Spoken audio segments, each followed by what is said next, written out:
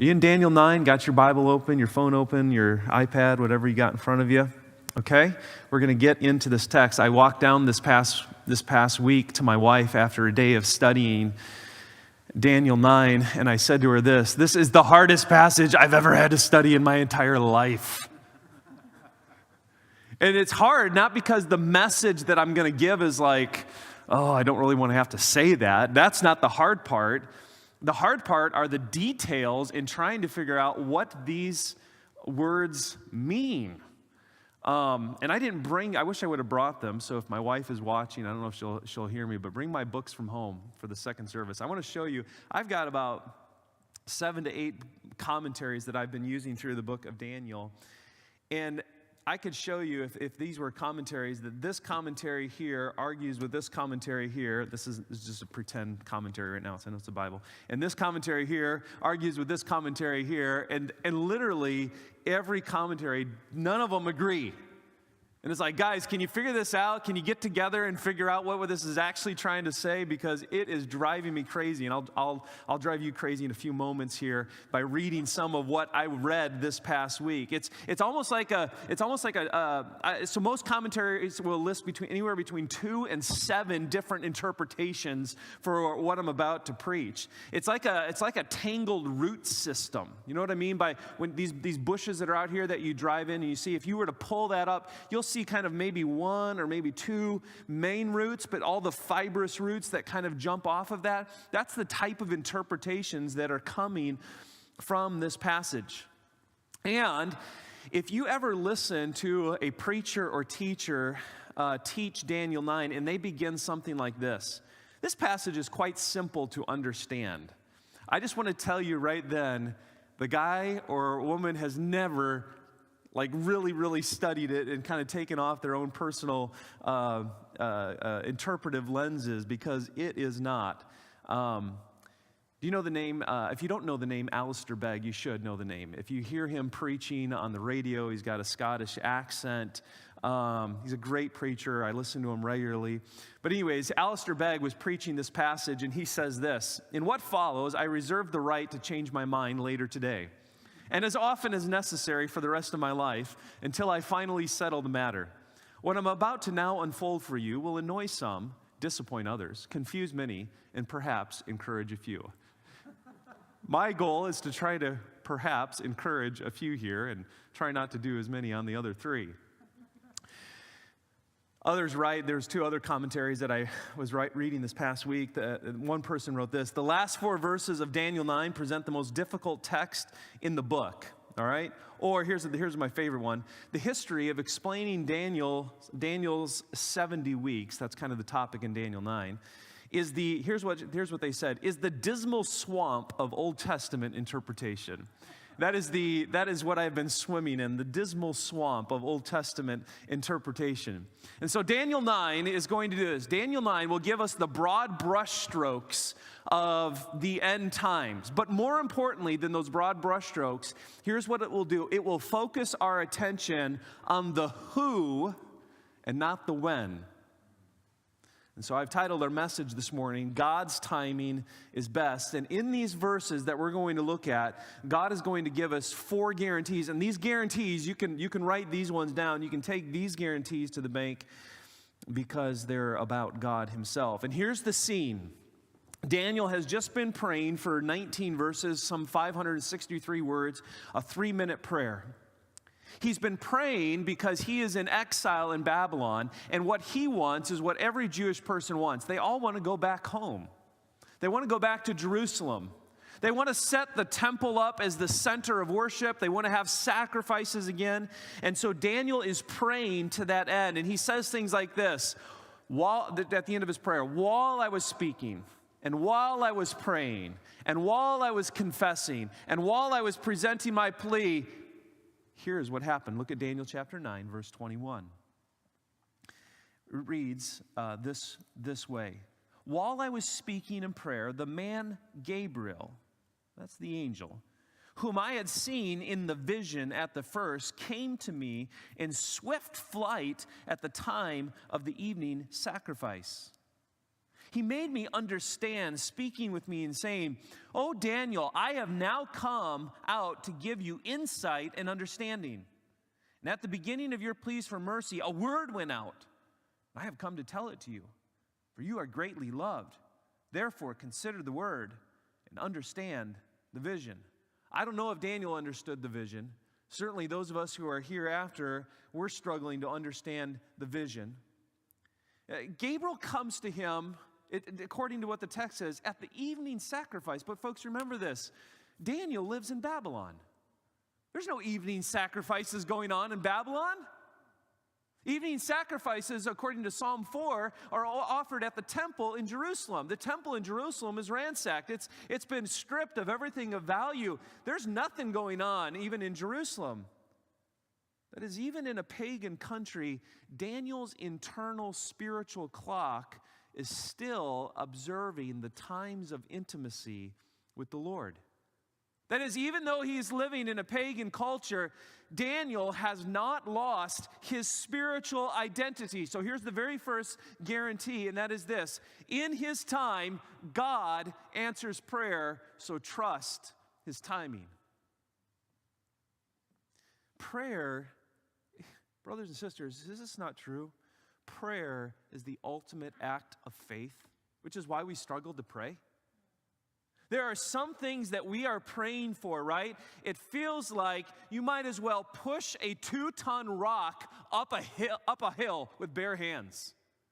To try to get a church to agree on mass no max, that would be pushing a 2-ton rock up the hill, right? To try to get Christians to agree on political things, that's like pushing something up the hill. But folks, there's even bigger things than any of that, right? There's things that you are struggling with in your family.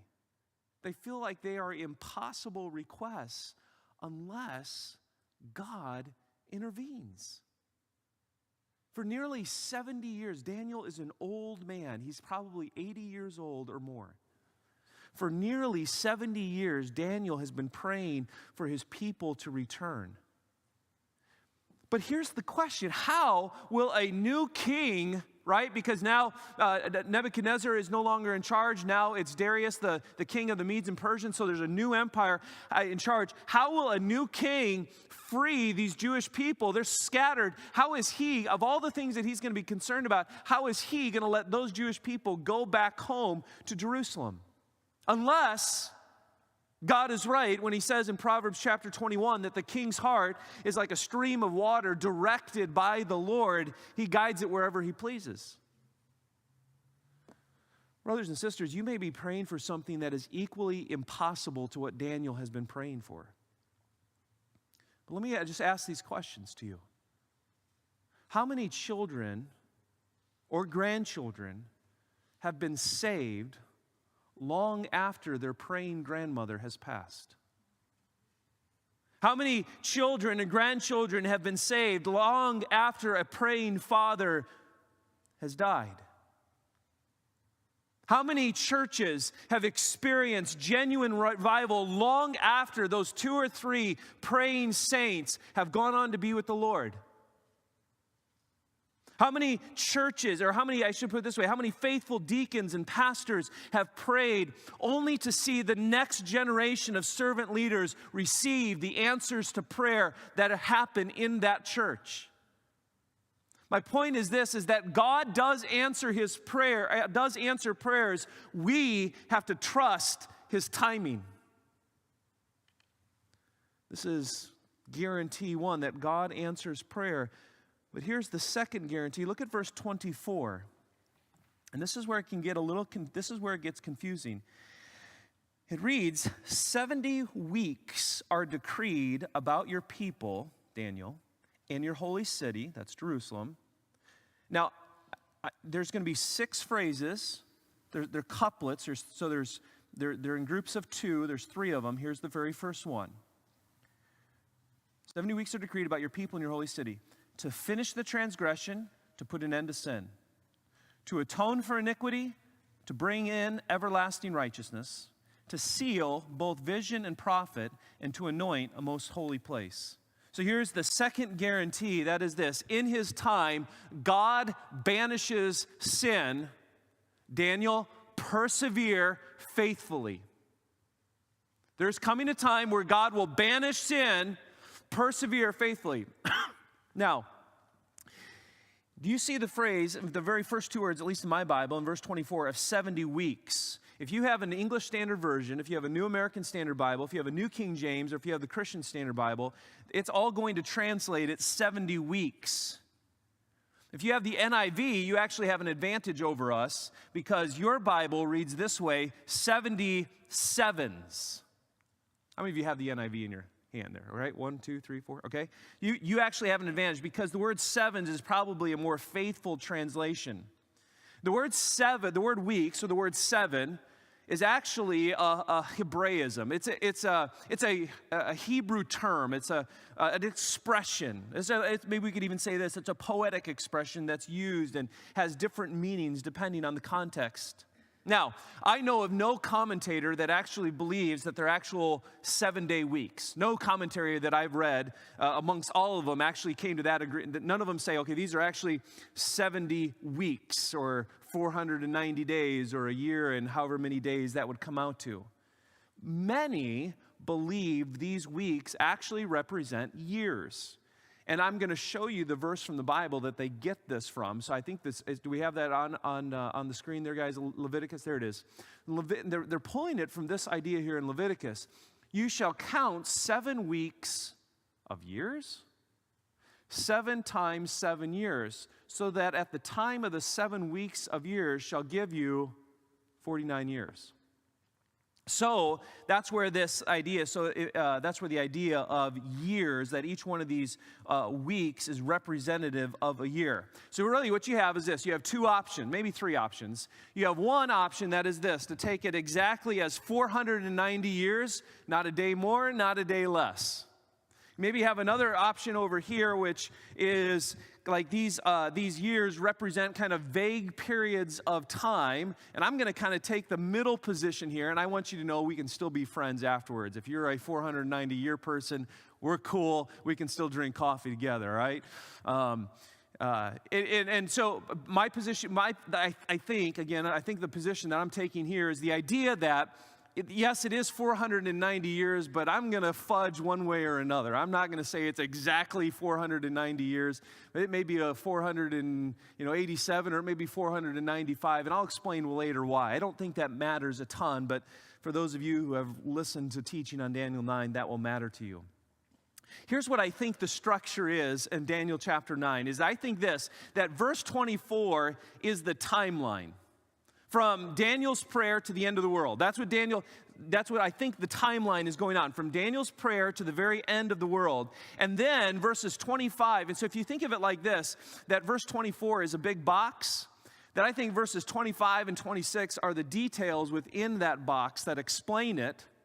And then verse 27 is the larger box that basically recaps what was said in verse 24. I say that one more time so you're with me. So verse 24, I'm saying is this, is a big box. Verses 25 and 26 are the details within that box. And then verse 27 is a kind of a recap of everything that has been said again, all right? Now that is different. If you've listened to some folks, that would be a little bit different, okay? But let me walk through this now. The first 4 descriptions, those couplets that we read, are rather self-explanatory. Look at them again here. Gabriel says that there's coming a time where it's going to finish the transgression, that is sin, to put an end to sin. So kind of a clarification of the previous phrase. But there's coming a time where all that's going to end. Second couplet, to atone for iniquity, to bring in everlasting righteousness. So whatever's going to happen is going to happen in such a way where sin is going to be ended and a new kingdom is going to start, right? Because Daniel's all about the kingdoms that are happening. A new kingdom will begin, a kingdom of unending righteousness. Now, those last 2 phrases are what probably caused the most confusion or the most interest, that is to seal both vision and prophet. But what this is teaching is this, is that there's coming a time where God will fulfill the prophetic vision. So it says to seal prophet and vision. I'm actually using that phrase this way, that God is going to take a time where there will be a time to fulfill the prophetic vision. And the last phrase, to anoint a most holy place, likely means that there was coming a time where the gathered place of worship, that is heaven itself, is set apart. Gabriel explains to Daniel this. Yes, a time is coming where transgression will be finished, where sin will be conquered. A time is coming where the everlasting righteousness will begin. But that time has not begun yet. And Gabriel is saying to this 80-year-old saint, persevere faithfully. In the midst of all of the mass of confusion of one kingdom coming and another kingdom conquering, in the midst of all of that, persevere faithfully. You know, when we first began to follow Jesus, it was like running after Jesus hard, wasn't it? But as time goes on, what we find out about following Jesus is that it's not easy. In fact, some days it's just painfully, you're just kind of trotting through life, hoping that you get to the next day and you're still following Jesus. Life goes on that way, right? And I've come to the conclusion myself, I'm content just to limp after Jesus. This is the idea here of persevering, that, Daniel, there's a time coming, yes, where all this is going to end, but it hasn't come yet, so continue to persevere faithfully. So that is number one here. In His time, God answers prayer. Trust His timing. Secondly, in His time, God will banish sin. But until that time comes, persevere faithfully. So now we're going to go inside the box and pull out some of those details and kind of hold them up just a little bit. Here's the third guarantee that we see in our text, and that is this. In His time, God works His plan. Here's the key. Trust Him to keep you. This is the heart of the confusing details. So look at verse 25. He continues on and he says, now, know therefore and understand that from the going out of the world to restore and build Jerusalem to the coming of an anointed one, a prince, there shall be 7 weeks. So if you take the literal approach here, what they're saying is, Daniel, for the next 49 years, Jerusalem is going to get rebuilt, right? And it's going to be rebuilt because there is an anointed one, a prince who's coming. Some commentators would say that would be Ezra. Keep reading. He's going to continue on with the 70 weeks here. He says, then for 62 weeks it shall be built again. Jerusalem will be built again with squares and moats, but in a troubled time.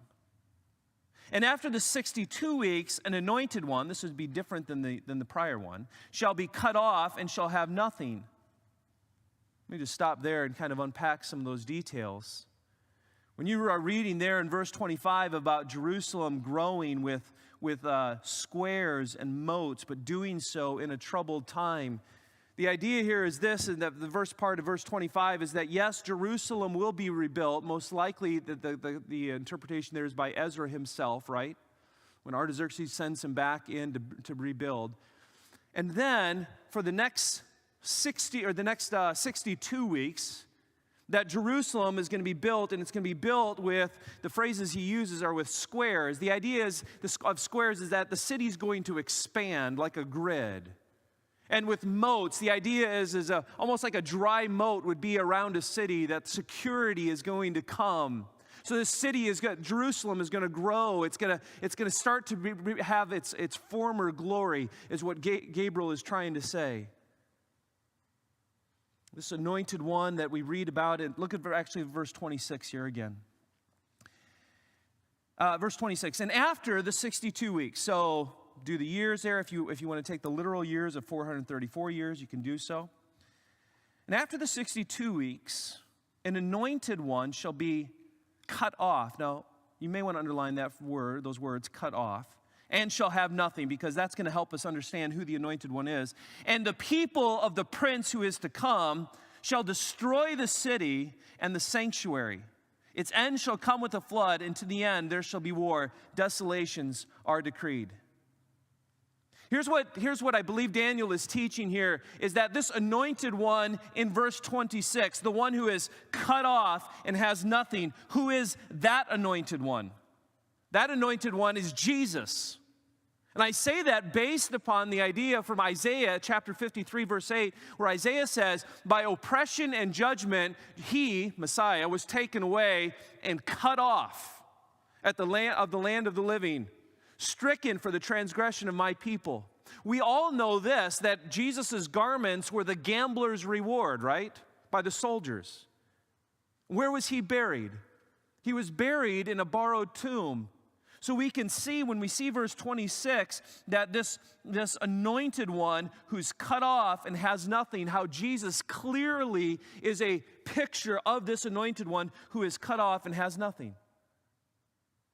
Now there are some, and I have alluded to this, there are some who go to great pains to calculate the days and even the hours. And it is rather impressive work. So can I do this for you? Will you indulge me in... This will make your eyes glaze over, and I've got 3 paragraphs to read it. But this shows you the level of detail to which people spend time on it, okay? So I'm going to read one view here of these 7 weeks and 62 weeks here. Are you ready for it? You got your coffee? All right, you may take a swig of it because here we go. So here's one view. You don't know some of these names, that's fine, all right? So Montgomery, he's a commentator. Montgomery runs into trouble with the next period of 62 weeks. For when we subtract 62 weeks, 434 years, from 538 BC, we end up at 104 BC, which is more than 60 years after Antiochus Epiphanes. Montgomery frankly admits that the 62 weeks takes us down some 65 years too far. I know that you're like, Mosier, what did you just read to us? I literally dipped into a paragraph, pulled it out, that was trying to explain what these 62 weeks and 7 weeks mean. And then there's 4 or 5 paragraphs on either side. But that's one view.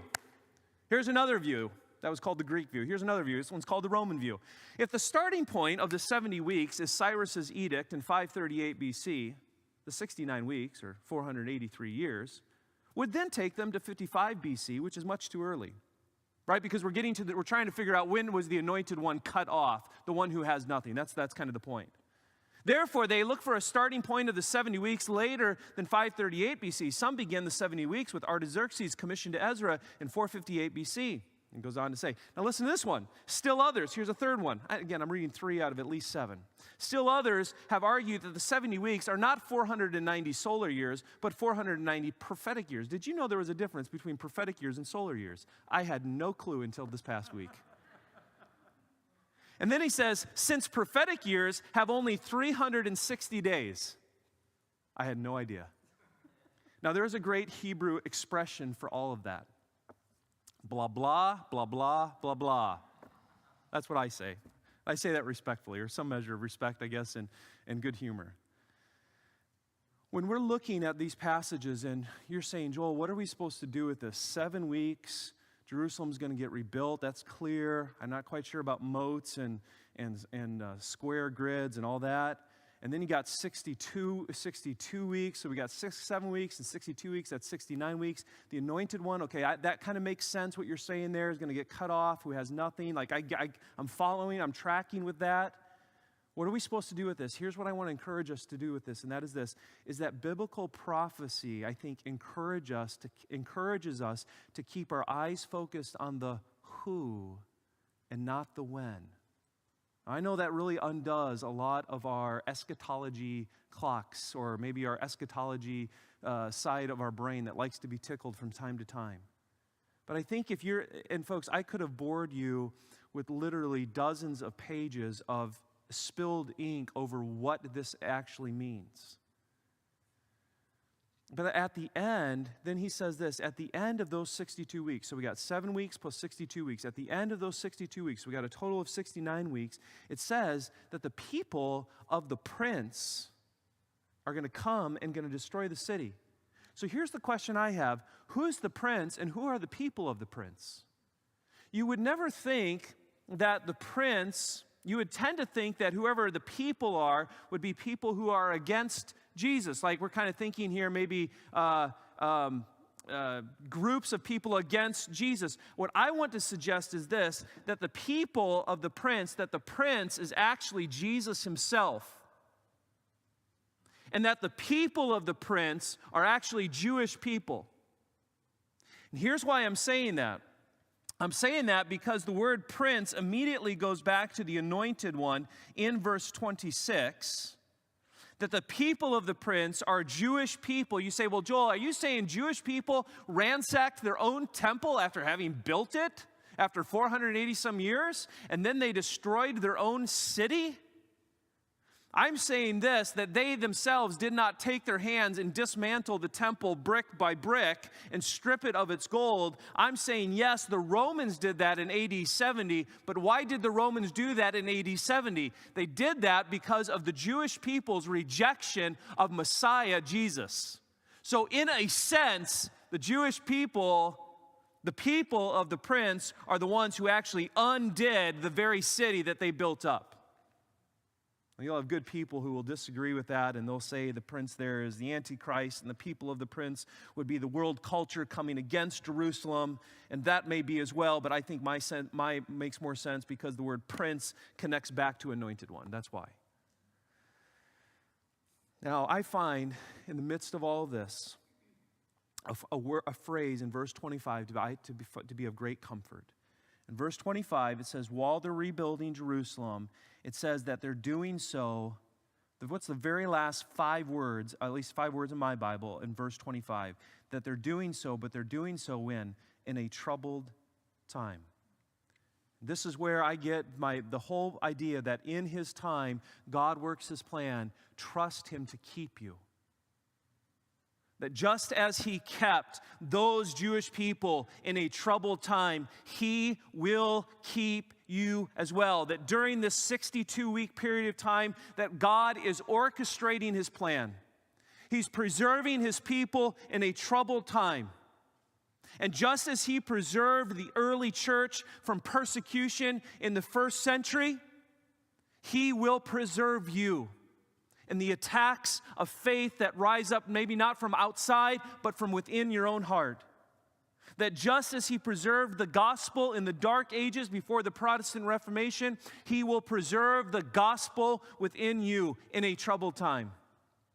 That God's people have lived through pandemics, we have lived through political instability, we have lived through military conflicts and economic uncertainty, and as he has preserved his church then, he will preserve us now in troubled times. God's people have lived through difficult family situations, failing physical health, exasperated mental health. And through all of that, God's people have been sustained in troubled times. I say this to you, Grace Life, as he has preserved them, so he will preserve you. So I say to you, trust his timing, persevere faithfully, trust him to keep you in troubled times. And lastly, I say this to you, that in his time, God eliminates his enemy so you can live fearlessly. Look at verse 27. Look at so what do we, before I read verse 27, what do we say? I said that verse 24 is a big box, verses 25 and 26 are the details of the box, and then verse 27 is kind of a recapitulation of the whole thing. It's a recap. Look at verse 27, just going to read the very first half of verse 27. It reads this way, and he shall make a strong covenant with many for 1 week. So however you interpret the word he is really going to give you the understanding of the passage. So just look at this passage for a second. What is the noun? I know this is not grammar class, but I'm sorry I got to do this to you. What noun is that he, that pronoun referring to? I think after studying the passage this week that he in verse 27 refers to the prince in verse 26. Right?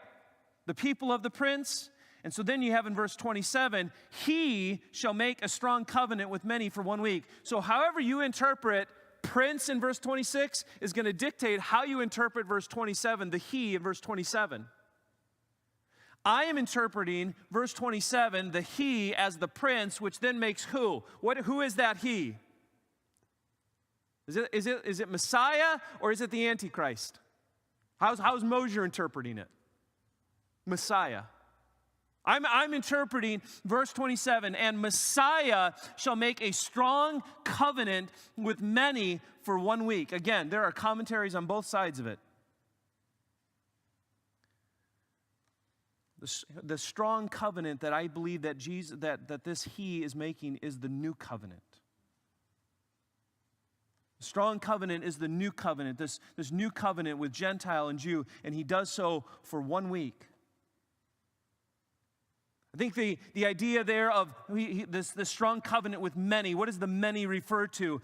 The many is speaking of the diversity of God's people with whom Christ makes this covenant. And because Christ is the final sacrifice, he puts an end to sacrifice and offerings.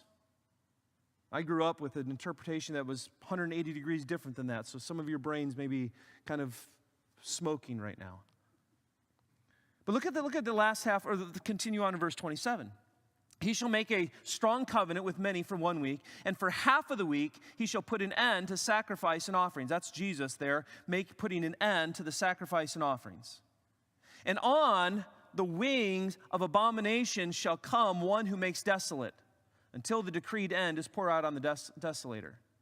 So this is why I'm saying, if you look at the very end of verse 26, where it says desolations are decreed, and then you come to verse 27, and at the very last half, and on the wing of abomination shall come one who makes desolate until the decreed end is poured out on the desolator. That's why I'm saying 27 is a recap of verse 26.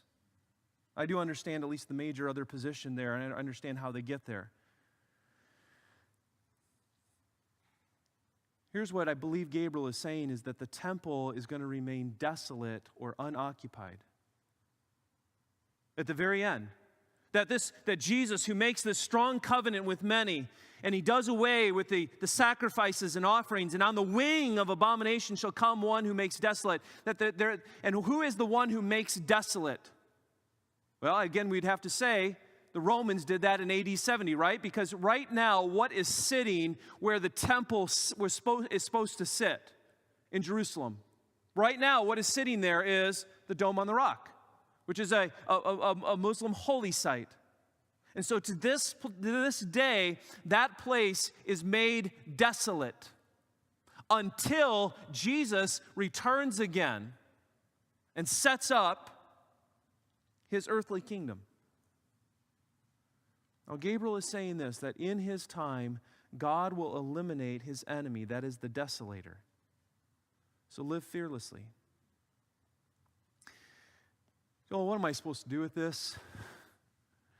I'm just trying not to work more than 60 hours this week. I'm trying to get along with my spouse. I'm trying to figure out how to spend time with my grandkids. My wife and I are arguing. I'm a single dad trying to figure out how I'm going to get my kid to the soccer practice on Tuesday, and I've got a meeting on Zoom Tuesday night, and how am I supposed to do all that? What does this passage have to do with what we're living through here and now? Well, beyond those 4 points that kind of the big ideas, here's what I want to suggest we should do with this. That God's sovereign plan does not prevent our prayers, does not stop our prayers. Right? When you believe in God's sovereignty, there's almost a sense in which we can become just very passive. Well, God's will be done. We're just kind of like, I don't need to pray, I don't need to do anything because God is sovereign.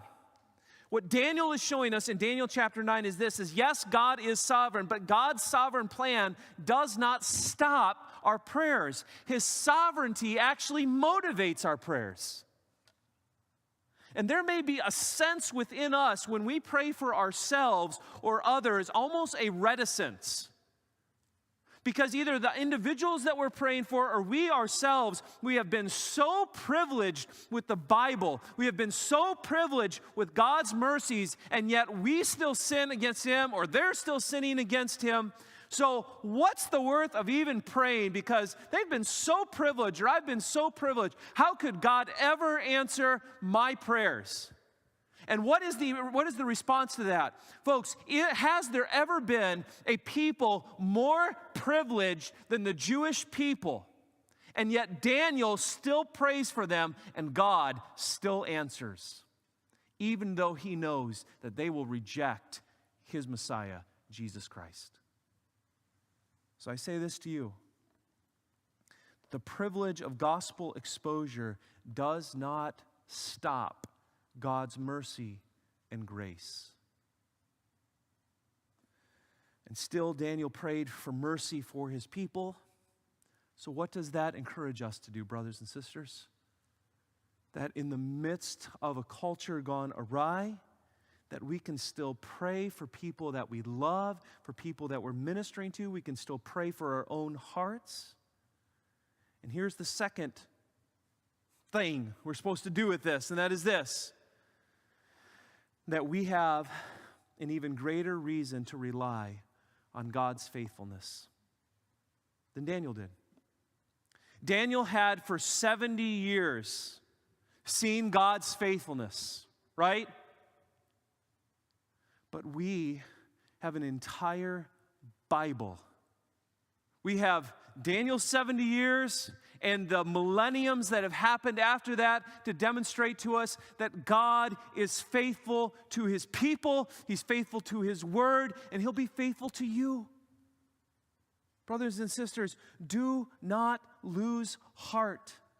And don't become so fixated on this week or that week and this anointing and these various pieces that you lose the blessing that God intends for you. That God intends for you to keep on praying, but trust his timing. That God intends for you that in his time, God will work his plan and trust him to keep you. That yes, there is a time coming where he will banish sin, but until that time comes, persevere faithfully till you're an old person like Daniel with gray hair and you're still praying and you're still beseeching and you're still asking and still God has not answered, but you keep on praying and you trust his timing. Finally, trust in his time. God eliminates his enemy. So we do not need to live with fear. This is so hard for us. There's so much uncertainty. I'm not talking about even just like within our culture. Certainly there's uncertainty in our culture, but there is uncertainty, right? Some of you are thinking about retirement. Will I have enough money? Where will I live? Can I be close to my kids, my grandkids? Some of you are thinking about the next stage of life and what that would look like. Brothers and sisters, I want to say this, that the sovereign God who has guided his plan through the centuries and through the millennia and worked out the various details is the same God who knows the hairs on your head. He knows the fears in your heart. He knows what brings tears to your eyes. He knows what keeps you up late at night. And that same God who's working out the machinations of his plan for the end of the world is not unaware or ignorant of the things going on in your heart. You can go to him. You can trust him. You can pray to him. He will hear you and he will answer you in his time. Let's pray.